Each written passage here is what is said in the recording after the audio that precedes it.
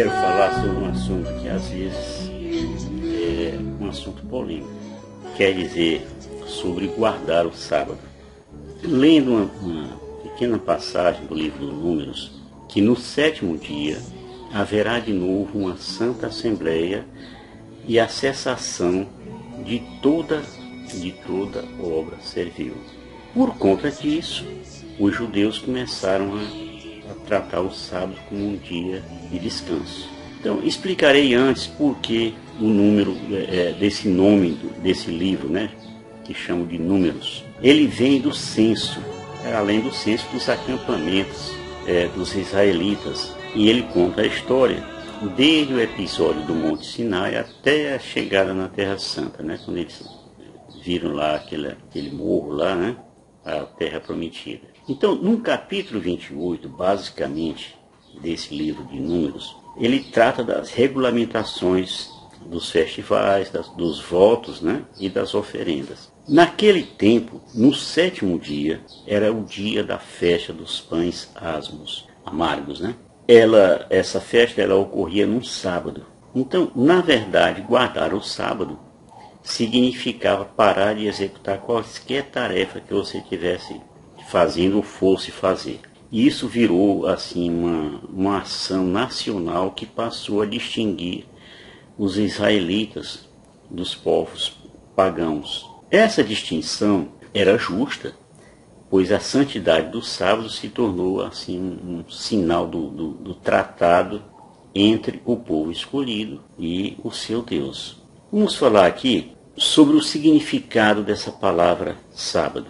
No hebraico, as palavras para sábado são Shabá, que significa descanso, que vai do pôr do sol na sexta-feira e termina ao anoitecer do sábado, do pôr do sol da sexta até o anoitecer do sábado. Também tem no hebraico a palavra Shabaton, que significa sábado sagrado, e aquele que trabalhar será punido com a morte. Olha a situação, Isso aí está em Êxodo 31, no versículo 15.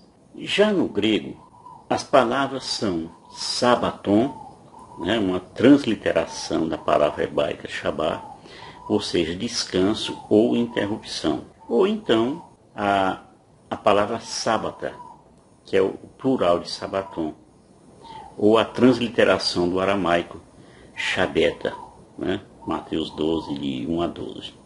Estou lhe colocando isso aqui para você, quando estiver ouvindo essas coisas, você ter uma ideia, pelo menos, Um tópico: por que não podemos trabalhar no sábado? A guarda do sábado, ela foi exigida dos povos da época do Êxodo. Então, a princípio, ela não deveria ser seguida por nós aqui, ocidentais, que nos orientamos especialmente pelo Novo Testamento. Aliás, essa interpretação tem sido muito discutida pelas igrejas, que seguem esse preceito, e as que não seguem. Chega a ser uma briga feia, uma acusando o outro, aquele negócio todo. Contudo, é assegurado ao empregado ocidental o repouso semanal remunerado de pelo menos um dia na semana, devendo esse dia ser preferencialmente aos domingos. Por que aos domingos? Porque passou a ser o dia do Senhor. Portanto, o sábado é considerado um dia útil para os ocidentais, E o empregador pode exigir perfeitamente que o funcionário trabalhe. A lei dos que guardam desse descanso é essa. Está em Levítico 23, no versículo 3. Trabalhareis 6 dias, mas no 7º dia, sábado, dia do repouso, haverá uma santa assembleia. Nele não fareis trabalho algum. É o repouso consagrado ao Senhor em todos os lugares em que habitardes. Está aí a situação. Outro tópico: quem fez a mudança do sábado para o domingo? Então, como nós sabemos, no dia 7 de março do ano de 321, o imperador Constantino proclamou o domingo como um dia de descanso, dia do Senhor, como o objetivo principal de organizar o calendário semanal. ali já se viu claramente a separação entre o Antigo e o Novo Testamento. E quais são as igrejas que guardam o sábado? Principalmente nós temos a Igreja Adventista do Sétimo Dia. Consiste assim de um movimento cristão protestante, que tem raízes judaicas, por seguir de maneira ortodoxa o livro sagrado, que os judeus também seguem, de maneira mais rígida, guardando o sábado conforme foi especificado na Bíblia. Mas nós temos também outras igrejas que seguem guardando o sábado. Por exemplo, Igreja Adventista da Promessa, talvez você nunca tenha ouvido falar. Igreja Batista do Sétimo Dia, também não. Igreja de Deus do Sétimo Dia, acho que não. Igreja Adventista Pentecostal, Igreja Adventista da Reforma, Assembleia do Primogênito, essa aqui eu acho que você nunca ouviu falar também.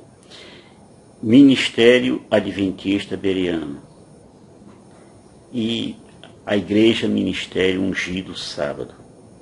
E tem muitas outras aí.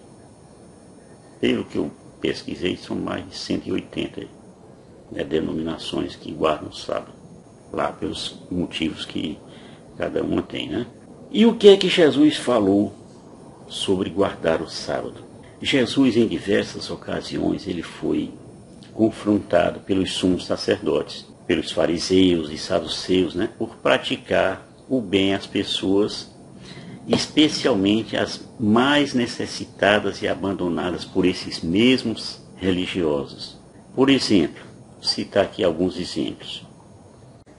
Num dia de sábado, Jesus atravessava umas plantações de trigo e seus discípulos iam colhendo as espigas, debulhavam-nas, essas espigas, na mão e comiam.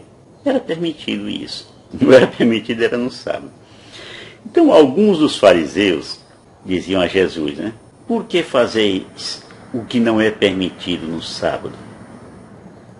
E aí Jesus disse para eles, acaso não tendes lido o que fez Davi quando teve fome, ele e os seus companheiros, como entrou na casa de Deus e tomou os pães da proposição e comeu e deu de comer a seus companheiros.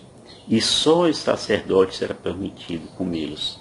O Filho do Homem é Senhor também do sábado. Essa passagem você vai encontrar em Lucas, no capítulo 6, versículo de 1 a 5. Vou mostrar aqui uma série de hipocrisias. Uma outra ocasião, Jesus entrou num sábado na casa de um fariseu notável, Eles ricaços e tal, porque ele foi convidado para uma refeição. E todos que estavam ali, convidados desse fariseu notável, estavam olhando para Jesus, o que ele vai fazer, esse moço. E havia ali no meio deles um homem hidrópico. Sabe o que é hidrópico? É aquela pessoa que tem um acúmulo de líquido que termina inchando a mão fica inchada, certo? Então Jesus dirigiu-se aos doutores da lei e aos fariseus e perguntou para eles, é permitido ou não fazer curas no dia de sábado? E eles ficaram assim meio que envergonhados e não disseram nada. Então Jesus, tomando o homem pela mão, a mão estava inchada, curou e o despediu. E depois, dirigindo-se a esses fariseus e tal, ele disse, qual de vós, que se lhe caiu o jumento ou o boi num poço, não o tira imediatamente, mesmo em dia de sábado? A isso nada lhe podiam replicar. Essa passagem está em Lucas, no capítulo 14, versículo de 1 a 6. Quer ver outra? Noutra vez, Jesus entrou na sinagoga e achava-se ali um homem que tinha a mão seca. Olha, o outro era a mão inchada, isso aqui era a mão seca. Esses mesmos religiosos estavam observando Jesus para ver se ele o curaria no dia de sábado. Para quê? Para lhe acusarem.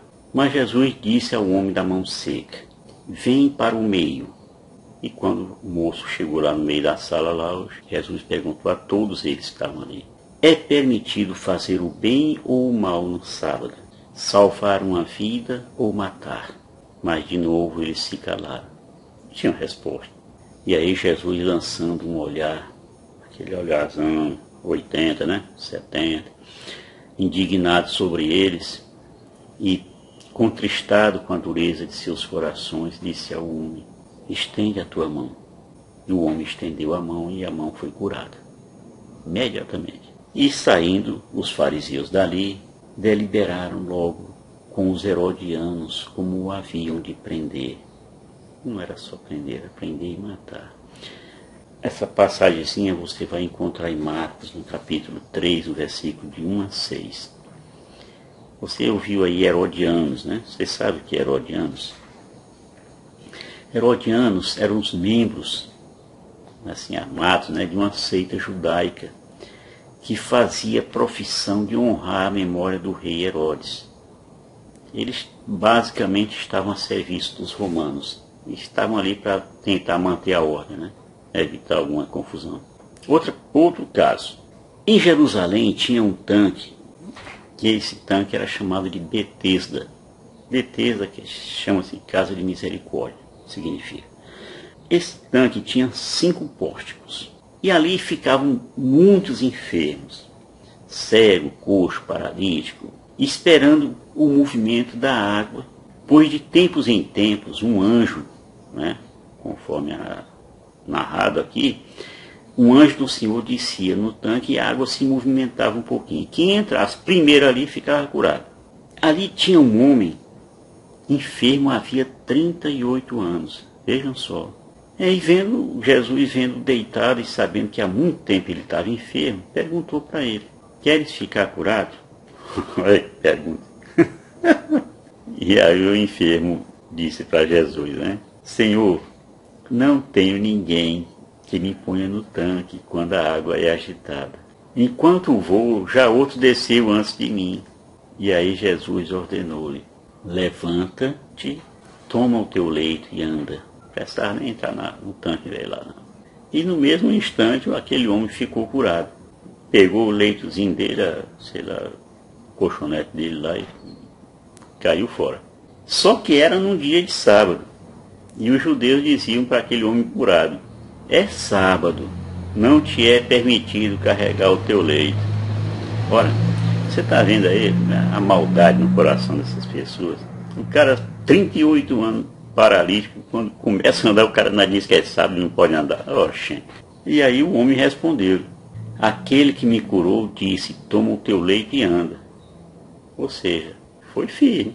E aí os fariseus velhos lá perguntaram para ele: quem é esse homem que te disse, toma o teu leito e anda? O homem que tinha sido curado, né? Disse que não sabia quem era, não. Porque Jesus, na hora que falou para ele, ficou ali, entrou no meio da multidão e pronto, o rapazinho lá não conseguia mais ver Jesus, né? Porque muita gente, né, em volta. Então, gente, essa história, ela está contada em João, no capítulo 5, no versículo de 2 a 13. Uma outra passagem. Certo dia, Jesus viu um cego de nascença. E os seus discípulos ainda perguntaram a ele: mestre, quem pecou, este homem ou seus pais, para que ele nascesse cego? Porque naquela época tinha essa coisa, né? Se um filho tivesse aleijado alguma coisa, certamente porque o pai tinha pecado, né? Porque um filho de nascença já nascer cego é porque vinha coisa de antes. Aí Jesus disse para eles: nem este pecou, nem seus pais, mas é necessário que nele se manifestem as obras de Deus. Logo em seguida Jesus cuspiu ali no chão, aí foi lá, pegou aquele cuspe, fez um lodo com a saliva, né, e colocou e ungiu os olhos do cego e disse para ele: vai, lava-te na piscina de Siloé. Só falou isso. Siloé quer dizer emissário, enviado, né? Então, o cego foi lá nessa piscina imediatamente, né? Lavou-se e voltou vendo totalmente, não tinha esse negócio não. Tinha óculos, não tinha nada. Acontece que era um dia de sábado quando Jesus abriu os olhos desse homem. Ninguém sabe a idade dele, mas no mínimo já tinha mais de 30 anos. Aí alguns fariseus diziam: este homem, que é Jesus, né, não é o enviado de Deus, pois não guarda o sábado. E outros diziam: como pode um pecador fazer tais prodígios? Pecador por quê? Porque não guardou o sábado. Olha. dureza de coração. E aí os fariseus chamaram os pais desse cego lá, o que era cego, né, e perguntaram: é este o vosso filho? Afirmais que ele nasceu cego? Pois como é que agora ele vê? E os pais do cego lá disseram: olha, sabemos que este é nosso filho, que ele nasceu cego, mas não sabemos como agora ficou vendo. Nem quem lhe abriu os olhos. Pergunte a ele mesmo. Ele tem idade. Que ele mesmo explique a situação. Os pais estavam com medo danado de serem presos. Então, eles, fariseus, cobriram lá os pais do rapaz de injúria e disse lá para eles: tu és discípulo dele, nós somos discípulos de Moisés, que Moisés é que mandava guardar o sábado, né? Estão vendo aí como é que se manifesta a falta de misericórdia? Jesus não devia restaurar a vista daquele mendigo apenas porque era um dia de sábado? Leia tudo isso aí em João, no capítulo 9, versículo de 1 a 14, tá bom? Quer ver uma outra passagem? Num sábado, Jesus estava lá ensinando numa sinagoga e havia ali uma mulher que há 18 anos era possessa de um espírito que mantinha ela doente. Ela andava curvada, né, e não podia erguer-se. Quando a viu, Jesus a chamou e disse: estás livre da tua doença. Jesus impôs-lhe a mão e na mesma hora ela se endireitou, glorificando a Deus. Ali tinha uns fariseuzinhos, né, daqueles sempre. O chefe da sinagoga, indignado de ver que Jesus curava no sábado, disse ao povo: são 6 os dias em que deve trabalhar. Vinde, pois, nesses dias para vos curar, mas não em dia de sábado. E aí Jesus disse para eles: hipócritas, não desamarra cada um de vós no sábado o seu boi ou o seu jumento da manjedoura para os levar a beber? Esta filha de Abraão, que Satanás paralisava há 18 anos, não devia ser livre dessa prisão em dia de sábado? Eles ficaram calados. Isso está tudo em Lucas, no capítulo 13, no versículo 10 a 16. A verdade, gente, é que esses fariseus, esses judeus, tinham um coração muito endurecido. Mais um caso. Pouco antes da última ceia, já se aproximando da morte de Jesus, os discípulos perguntaram a Jesus sobre quando se daria a sua parousia. Parousia, para quem não sabe, é a segunda vinda de Jesus como Rei do Universo. E aí Jesus disse para eles: então os habitantes da Judéia fujam para as montanhas. Aquele que está no terraço da casa, não desça para tomar o que está em sua casa. E aquele que está no campo, não volte para buscar suas vestimentas. Ai das mulheres que estiverem grávidas ou amamentarem naqueles dias. Rogai para que a vossa fuga não seja no inferno, nem em dia de sábado. Olha a ironia de Jesus aí, né? Porque ele de sábado não podiam sair para lugar nenhum, né? Então rogai para que não caia, esse dia não caia no sábado. Aí continuando Jesus, né? Porque então a tribulação será tão grande como nunca foi vista, desde o começo do mundo até o presente, nem jamais será. Se aqueles dias não fossem abreviados, criatura alguma escaparia. Mas por causa dos escolhidos, aqueles dias serão abreviados. Então, toda essa história aí está narrada em Mateus, no capítulo 24, no versículo 1 a 22. Tá? Pois bem, é isso aí, irmãos. Eu creio que guardar o sábado, como vemos na Bíblia, referia-se mais ao povo do Antigo Testamento. Ou seja, não se aplica a nós nos dias de hoje. O que é que você acha? Não estou aqui criticando a denominação de ninguém. Veja aí, diga aí o que é que você acha, dê sua opinião. Tá bom? Eu não sei